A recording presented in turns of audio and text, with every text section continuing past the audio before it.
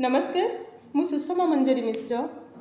मु गोटे कविता आपण मानक पढ़ी की शुणेबी जोटा कि लिखिंट ललित कुमार स्वाई, यही सहकार संपादक नंदलापुरी। आसतु तेज शुणा मो कंठर तांका कविता। कवितार शिरोनामा संघर्ष निजकु हरैबार।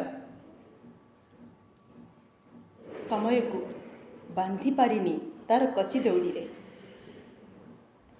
पवन को अटके हेब नहीं हाजत रे। यही छोट कथा को बुझा जीवन अर्धाधिक समय बीतीगला। एबी भी अनेक प्रश्नर चांगुड़ी धरी आकाश को चाहिए।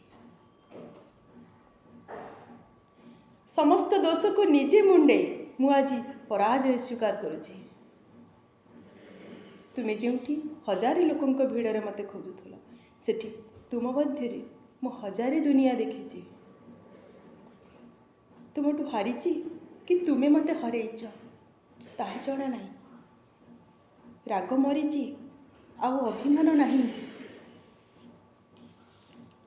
मन को हरई पारिनी बोली अनेक क्षोभ एबे खाली क्रोधरे क्षिब्ध होई तरल परिवर्तित। लुहबुंदा आउ पाणीबुंदा मध्य विशेष किसी फरक नहीं। अतीत आउ स्पष्ट होनी। छिटिकी पड़िथिबा स्मृति रे केवल निद भांगी चमकी पड़ुछि।